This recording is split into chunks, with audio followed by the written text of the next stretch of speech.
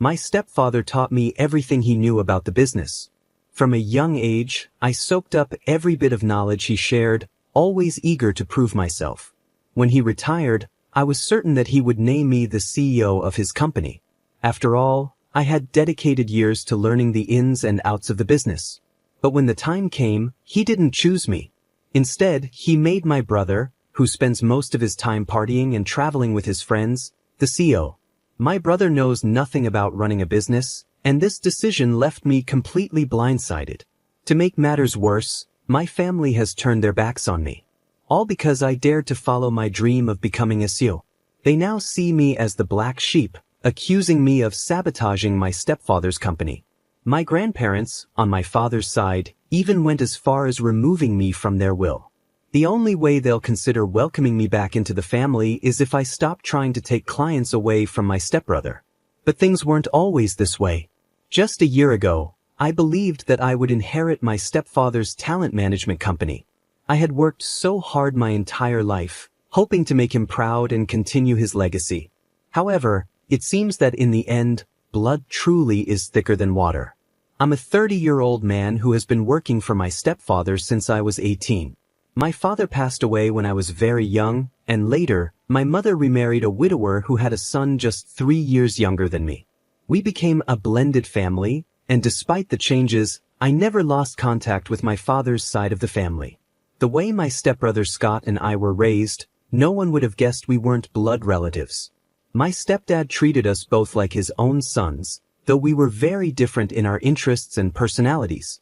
While my stepbrother spent his school holidays on trips, partying with his friends, I spent mine begging my stepfather to let me work at the company. He eventually gave in, allowing me to do small tasks like answering phones, bringing coffee, and running errands while I was still in high school. My mom was incredibly proud of me for taking an interest in the business and working so hard. During college, I continued to work for my stepfather part-time, in the field I was studying. I always turned to him for advice whenever I faced challenges, and he was there to help me every step of the way. The money I earned usually went into savings, as my mom and stepfather were already covering my tuition. I might sound entitled for thinking I deserved to run the company, but in many ways, my stepfather had been preparing me for that role from the start. Unlike me, my stepbrother never showed any interest in the business. But despite all my efforts and dedication, it was he who ended up in the position I worked so hard for. I began working for my stepfather while I was still in college. He took me under his wing, mentoring me throughout the years, and I eventually became one of his most valued interns. When I finished my degree, I had a variety of job offers from different companies, all eager to hire me. But despite these tempting offers, I chose to stay with the family business. I couldn't bring myself to leave behind everything I had worked for and the people I cared about for a more comfortable job elsewhere. In hindsight, I should have taken the best offer and walked away because what I ended up doing was setting myself up for disappointment. I had accumulated years of experience in the business, and my job prospects were excellent. My stepfather made me an offer with benefits and promised me that I had a bright future at the agency. As I continued to work there, I was entrusted with larger and more significant projects. At first, my fellow employees didn't take me seriously, but through sheer hard work, I earned their respect and trust. Everyone in the company knew that I was his son and his right-hand man. The business became my entire life. I had little time for anything else. Over the past 5 years, I poured my heart and soul into the company. I started from the bottom, and my stepfather was always fair, ensuring that I genuinely earned every promotion I received. As my position within the company grew, he began to seek my advice on business matters. Before long, I knew all of the company's trade secrets, every single client, and even our competitors. I was a key player in closing deals, and I quickly became one of the top managers in just 5 years. Then, my stepfather announced his retirement, which meant that the position of CEO would soon be available. Everyone, including my mother, believed that I would be the one to take on this role, given the success I had brought to the company. I was ready for the opportunity. My stepfather had even hinted that I was moving up in the company for quite some time. But when the moment came, he shocked everyone by naming my stepbrother as the new CEO candidate. I felt utterly betrayed, as did many others who had witnessed the hard work I had put in. My stepfather claimed that my stepbrother had the potential to lead the company forward and mentioned that he had been mentoring him for the past 7 months. The reality, however, was that my stepbrother had been working overseas for different companies, none of which were in the same field as ours. Even if he had been taught everything there was to know about our business in that short time, he was still far from qualified to take on the role. I pulled my stepfather aside one day and asked him directly why he had chosen Scott over me for the CEO position. I had to know the reason behind his decision, especially after all the hard work I had put into the company. He looked at me and said that while I was a good employee, I still had a lot to learn before I could become a leader. His words stung, so I asked him if his decision had anything to do with the fact that Scott was his biological son, and I wasn't. That question seemed to set him off. He got angry and started questioning whether he had ever treated me like I wasn't his son. He essentially told me to grow up and stop acting like he owed me anything. The conversation left me feeling empty, like I had been wronged in a major way. Even some of the other employees believed that my stepfather had made the wrong choice. If I were just another employee who had worked at the company for years, I might have accepted it, but it felt completely unfair that the rest of us had to start from the bottom while Scott was handed everything on a silver or rather, gold platter. I couldn't wrap my head around it. I had done everything right. I brought in the best clients, sacrificed my social life, and even gave up holidays just to be mentored by him. I felt like he had misled me, making me believe that I was being groomed for something greater. I had taken every compliment to heart, believing that I had a bright future ahead in the company. But in my mind, that future was supposed to be at the top, not working under someone with zero experience. As the reality of the situation sank in, I saw things for what they truly were. He had lied to me, creating the perfect employee who would never leave the company. For a man who prided himself on his ethics, it became clear to me that he had none. He had practiced blatant nepotism, appointing my stepbrother as CEO the moment the opportunity arose. Right after the news broke, I called my mom to tell her what had happened. I was hurt and needed her support. But instead of the empathy I was hoping for, she told me that it wasn't the end of the world and that other opportunities would come my way. She even asked me to support Scott and help ensure his transition into the company was smooth. Her response left me with a sinking feeling that she had known all along about the plan to leave me out in the cold. In that moment, I wanted to quit on the spot. I was bitter and felt robbed of what I believed was rightfully mine. But I knew I had to be smart about it. I wanted my departure to leave a mark, to make them feel the loss. So I stayed. I watched as my stepbrother stumbled through his new role, making a mess of the company. I bided my time, waiting for the right moment to make my exit, one that would hurt them the way they had hurt me. I tried to give my stepbrother advice whenever I saw him heading in the wrong direction, but he always reminded me that I was in a lower position. Word spread quickly among the employees, and most of them were already unhappy with how he was treating them. During this time, I was quietly making plans to start my own company, even as I began to steal clients right from under their noses. My stepfather was hardly ever in the office, and my stepbrother struggled with even the simplest tasks. They didn't notice how bad things were because I was constantly picking up the slack for him. Despite my anger, that company meant a lot to me, which is why I wanted it all. My goal was for them to eventually beg me to buy the company from them, but I knew that could only happen if I was on the right track. So, I continued to put in my hours at the office while spending even more time working on the paperwork to start my own company. I had a friend in the HT department of my brother's company, and I asked him to find a loophole that would allow me to quit without serving a notice period. It turned out that my contract was coming up for renewal soon, so all I had to do was refuse to renew it. After months of careful planning, I secured an investor, and my plan to start my own company was set in motion. I knew the clients inside and out, and when I left, they followed me because they trusted my expertise. They had seen how well I handled things and didn't trust my brother, who was already making a mess of everything. Not to boast, but I was seen as something of a prodigy in the industry, while my stepbrother was just starting to fumble right out of the gate. The day I handed in my resignation, my contract had just expired, and coincidentally, my stepfather was in the office to check on the company. They were both stunned when I handed in my resignation. They immediately tried to make me a counteroffer, hoping to keep me from leaving. My stepfather even went so far as to offer me the position of co-CEO alongside his son, but I refused. He had the chance to make me CEO long ago, but he chose not to. Now, he was offering it to me just to keep me from leaving. I told him that he had made a huge mistake by choosing his son to inherit the business instead of me. I might not have been his biological son, but when it came to business, I was more of a son to him than my stepbrother ever was. Yet, deep down, I should have seen it coming. The signs were there from the beginning, even if they were subtle at first. There was always a distinction between me and Scott, little things that hinted at a difference in how we were treated.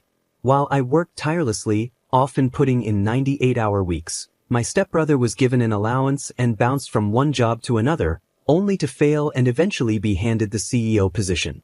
Even my mom and grandparents tried to convince me that staying in the family business was the best choice for me. But I told them it wasn't worth the mistreatment and disrespect I felt from being led on by my stepfather. I couldn't understand why my mom and granddad kept pretending that we were this picture-perfect family when, in reality, we weren't all blood-related. My mom had chosen my stepdad and my stepbrother over me, and they all assumed I would fail if I left. My stepfather even told me that I was no longer his son and that I would never make it without his connections. He accused me of the worst kind of betrayal for deciding to start my own company. Hearing those words hurt deeply, but I had felt the tension building for a long time, ever since he appointed Scott as CEO. My whole family decided to cut ties with me. Thankfully, I was already living on my own, so at least I didn't have to worry about moving out. But I knew I had to prove to them and to myself that I could succeed on my own. I started my business small, with just me and an assistant whom I paid with most of my profits. But my years of experience in the industry paid off, and I slowly began to expand my business.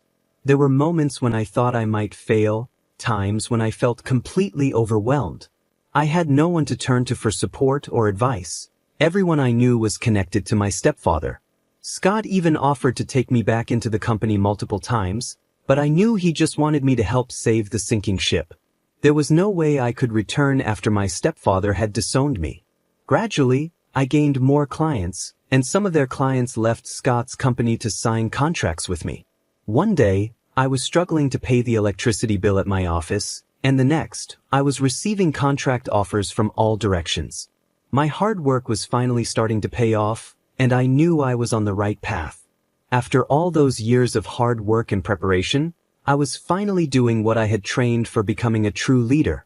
My company grew rapidly, expanding from a small office to an entire building in just a few months.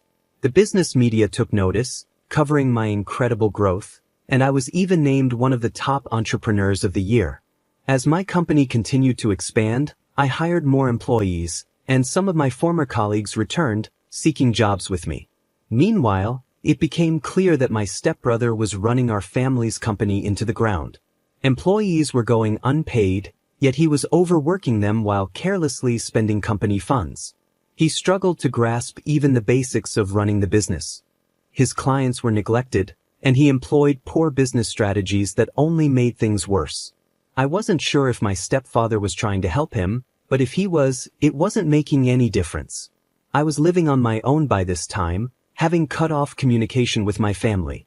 My stepfather was furious with me for leaving and starting my own company, blaming me for knowing my worth and daring to compete in the same industry. Despite being retired, he still held significant influence in the industry and tried to sabotage me by spreading negative rumors. But I decided to ignore the drama and focus all my energy on my company. By the end of the year, my hard work paid off, and I received a small award for the upcoming Businessman of the Year.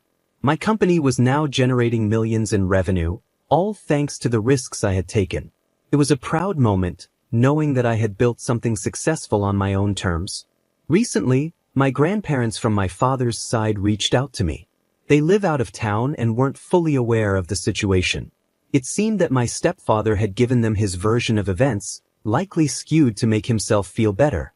When we met, they asked why I was ruining the family company instead of helping it. I explained the situation with the CEO position and how things had unfolded. But they dismissed my concerns, saying I was just being petty. They then gave me an ultimatum, as if I owed them an answer. They told me that if I let go of my business and returned to work for my stepbrother's company, they wouldn't disown me as well. I stood my ground and told them I would never give up being my own boss or stop pursuing my clients, even if it meant further estranging myself from the family. I knew I had made the right choice, and I wasn't going to let anyone take that away from me. I swore that I would make them regret the way they treated me, and I could already sense their rejection. When I refused to cooperate with their demands, they informed me that I was being removed from their will. Their estate is worth millions, and inheriting that money would have set me up for life. But I knew that no amount of money was worth sacrificing my own happiness. I told them they could keep their money because I didn't need it. If my business continued on the path it was on, I would keep swimming in cash. Even if I were only making a modest income, I would rather earn it through my own hard work than rely on their inheritance. I do what I do because I love it, and my passion for the business is what drives me every day. The money is just a bonus. Since that conversation, I've noticed that they, too, have joined the rest of the family in cutting me off. They've blocked me, but I don't care what they think or say about me. I am independent and successful because of my own sacrifices. Nothing was handed to me. I had to prove myself every step of the way, and I will continue to do so. In my opinion, starting my own company was the right decision, and the fact that my stepbrother's company is now at risk of failing is not my fault. They all made their choices, and now they have to live with the consequences. I know that my success bothers them, and I'm happy about that because it's the best kind of revenge. I've moved on with my life, and this is the last time I will ever talk or think about them. As for the story, I completely agree with the original poster, OP. OP deserved to be the CEO, and I don't blame him at all for the path he chose. He started his own business, and now his father and stepbrother are upset, but they brought this on themselves. What do you think? Was OP right to go his own way, or should he have stayed with his family and waited for the CEO position after his brother inevitably failed? Share your thoughts in the comments below. Story 2. Over the weekend, I, a 25-year-old woman, went to a dinner with some of my dad's relatives. We don't see these relatives very often, so it was one of those rare family gatherings. My dad has never gotten along well with his brother, my uncle, and honestly, I haven't either. My uncle is rude, talks down to people, and we just don't agree on many things. Usually, I try to keep my distance and ignore him when I can.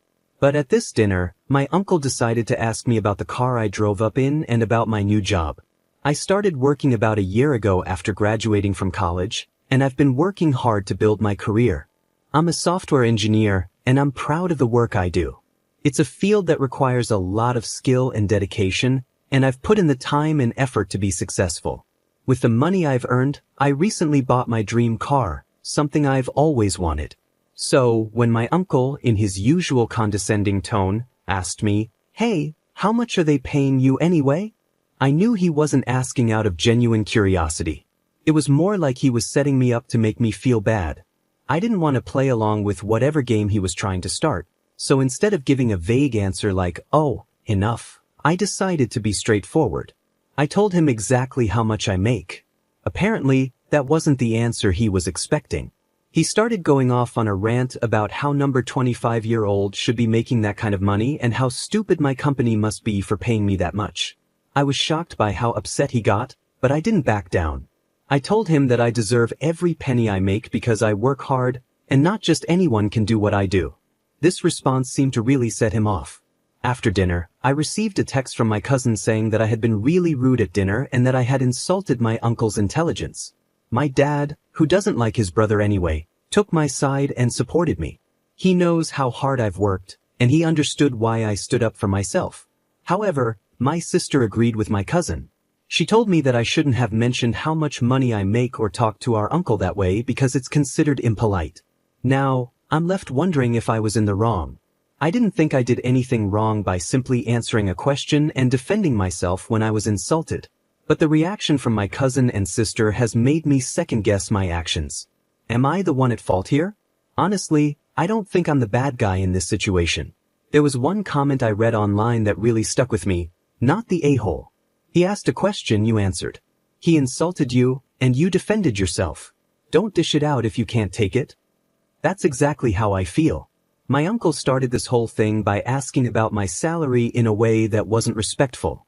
I just responded honestly, and when he insulted me, I stood up for myself. So, what do you all think?